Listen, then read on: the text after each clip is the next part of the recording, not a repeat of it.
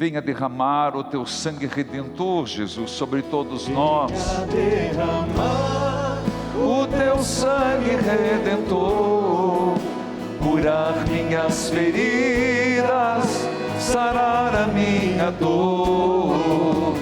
Venha derramar o teu sangue redentor, curar minhas feridas, sarar a minha dor. Por tuas chagas de amor, por tuas chagas de amor.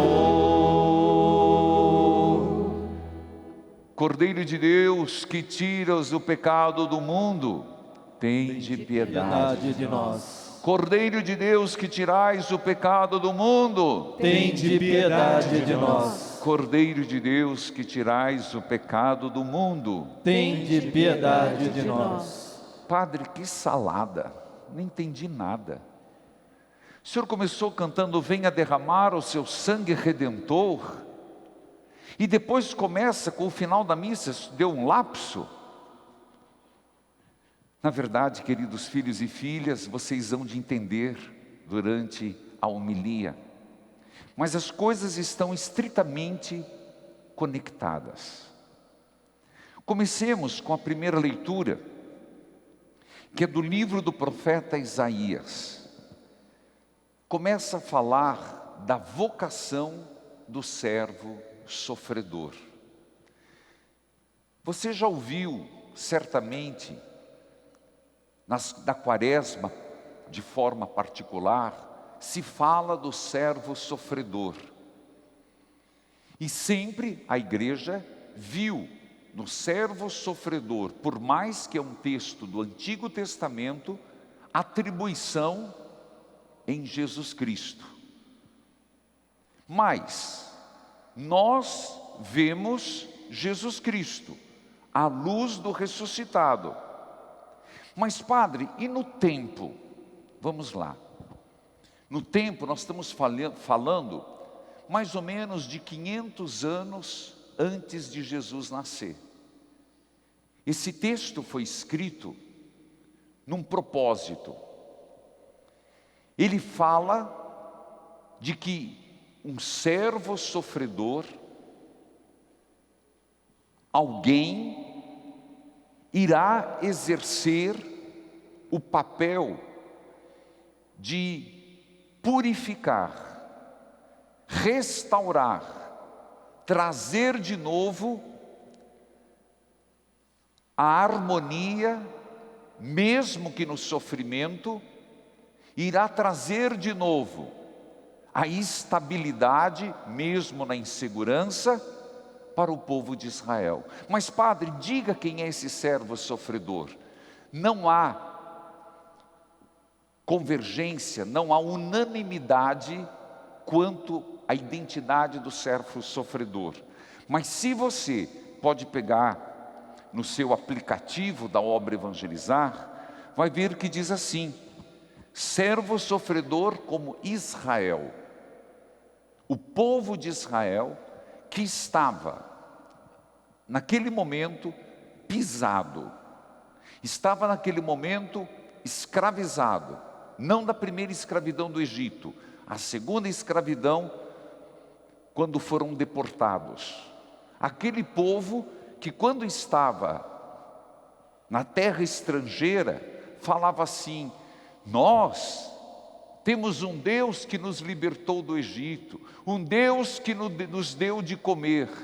Era motivo de riso, porque os algozes diziam assim: ah é? Então por que hoje vocês estão nessa situação? Se vocês têm um Deus que fez tudo isso por vocês, por que Ele permite que vocês estejam escravos de novo?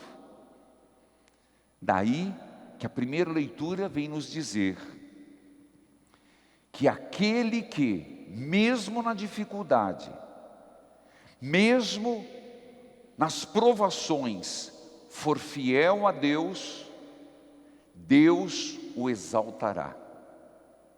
Mas veja, mesmo na dificuldade, nesse contexto, vem o salmo que diz: como ser fiel a Deus? Acabou de ser proclamado. Não se é fiel a Deus com holocaustos. Não se é fiel a Deus pelos sacrifícios. Isso são todos gestos exteriores. Como se é fiel a Deus mesmo passando por extremas dificuldades, colocando-se em fazer a vontade de Deus. Eis que venho, Senhor, com prazer faço a vossa vontade. Sei que parece pesado, mas não é. Quantas e quantas vezes a gente se questiona, se pergunta: cadê Deus no mundo? Porque Deus não resolve já essa balança desigual do bem e do mal? Porque Deus, de uma vez, já não resolve os santos que fiquem vivendo, que os maus sejam destruídos? Porque no fundo Ele espera que pelo sangue do Cordeiro, pela oblação da cruz, todos se convertam. E que todos se ponham a fazer a vontade de Deus. Resumo este primeiro ponto: o que Deus espera de mim e de você, aconteça o que acontecer, se coloque: Senhor, estou disposto a fazer a tua vontade. Não foi isso? Vamos lembrar um pouquinho de um clássico texto. Não foi isso que Nossa Senhora falou logo depois da Anunciação? Tu serás a mãe do Salvador. E tem um diálogo com o anjo. Como que termina? Em Lucas: eis aqui a escrava do Senhor, faça-se em mim segundo a tua vontade. Então o que mais agrada a Deus é muitas vezes não tendo respostas, caminhando pela fé, dando passos sem ver, mas sabendo o que esperar, sem ver, sabendo o que esperar, dizer: faço a tua vontade, Senhor. Isto é fundamental. Por exemplo, alguém, por que não rouba? Porque não faltou oportunidade? Não roubaria porque não condiz a Deus. Por que não se mata? Porque a vida é preciosa aos olhos de Deus. Por que cuidar de uma pessoa menos favorecida? Porque eles são os prediletos de Deus. Por que agimos com misericórdia e perdoamos quem nos ofende? Porque o Senhor assim fez. Você compreende? Fazer a vontade do Senhor, mesmo não estando bem. A primeira leitura mostra um povo pisado, mas a vontade de Deus a ser feita. O Evangelho, então, é a vocação do povo de Israel. A primeira leitura é a vocação de todos nós como igreja. Ah, entendi, padre. Então a temática é vocacional, sem dúvida. Mas não é mês vocacional, mas é vocacional. Vocacionados, todos batizados, todos. E não é padre, não é só religiosa, todos batizados, chamados a fazer a vontade de Deus. Todo vocacionado chamado a fazer a vontade de Deus. Sempre é comparado a nossa relação com Deus como umas núpcias. E quando um casal vem para casar, um diz para o outro: eu lhe prometo ser fiel amar-te e respeitar-te, na alegria, na tristeza, na saúde e na doença, todos os dias de nossa vida. Isso todo mundo sabe, é ou não é? Se vive é outra coisa. Tem gente que parece que pula essa parte do casamento, né? Só na alegria e na bonança. Começou, dá defeito, quer devolver como se fosse uma peça, como se fosse um objeto. A relação nupcial com Deus é mesmo ser fiel a Deus na alegria, na tristeza, na saúde e na doença, todos os dias da minha vida, porque Deus é sempre fiel comigo. Faço a tua vontade. O Evangelho também fala da vocação, mas começa dizendo que João Batista, você vai me perguntar, padre, eu não consegui entender esse texto, depois você leia no aplicativo, como é que João Batista vai dizer que não conhecia Jesus? Ele não era filho de quem, João Batista? Se não me falha a memória, ajuda a igreja. Santa Isabel. Santa Isabel. E o pai? Zacarias. Quem? Zacarias. Zacarias. Ele era o que de Jesus? Primo. Você acha que conhecia ou não conhecia? Sim. Imagina, era uma aldeota, gente. É igual antigamente nas colônias. O irmão casava com a irmã e o irmão do outro casava com o irmão do outro, porque na colônia tinha poucas casas, não era assim? Claro que conhecia, mas como é que no texto diz, eu não o conhecia? Nós estamos falando de João.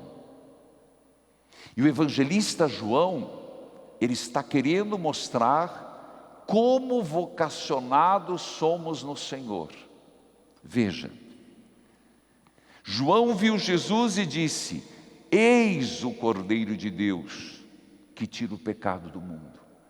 Toda missa, o padre levanta a hóstia e diz, eis o Cordeiro de Deus, que tira o pecado do mundo. E a resposta? Senhor, eu não sou digno de que entreis em minha morada, mas dizei uma palavra e serei salvo. E diz João, eu não o conhecia. Aqui não está falando de conhecer feição, de conhecer o rosto de Jesus, seu primo, mas de reconhecê-lo como Messias. Então o Senhor está falando nas entrelinhas, que João teve dúvida se Jesus era ou não o Messias? Sim. Sim. João teve um processo de adesão, de conhecimento, de ser vocacionado de Jesus. Em outros textos, também vamos lembrar, ele mandou 2 dos seus discípulos, vá lá e pergunta-se a ele. Jesus disse, venham, veja, os cegos veem, os surdos ouvem, os paralíticos andam, vá e diga a João. Nós estamos neste processo, e não é errado estar no processo. O catecumenato é isso. O processo de conhecimento de Jesus Cristo não é o conhecimento do seu rosto.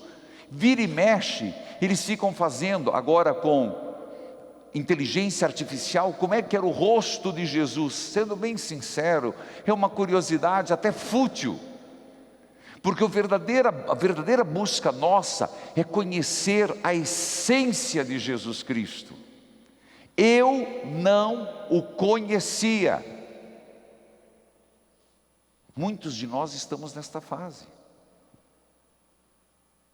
Não conhecermos Jesus. Sim, cara legal. Sim, um homem bacana. Sim, um grande profeta. Tudo errado. Resposta errada. O cara, o amigão. Não. Eu também não o conhecia. Mas depois ele diz, virá depois de mim alguém que já existia antes de mim. Trindade Santa. Jesus já existia na criação. Aí João começa a dizer, eu vim batizar por água por causa dele. E quando disse-me que vereis tal como uma pomba o Espírito Santo, este é o Messias. João está contando como que foi o processo dele de conhecer Jesus. Volta um questionamento. Quero fazer tua vontade, Senhor. Mas vontade de quem? Conhecemos de fato Jesus? Estamos neste constante processo de conhecer sua doutrina, seus valores, motivos pelo qual morreu na cruz, porque lembra que eu falei, o Cordeiro de Deus que tira o pecado do mundo. Então, se eu não conhecer Jesus como a única razão da minha vida, salvação da história da humanidade, como aquele que pelo seu sangue derramado pagou todos os nossos pecados, a nossa fé é vã.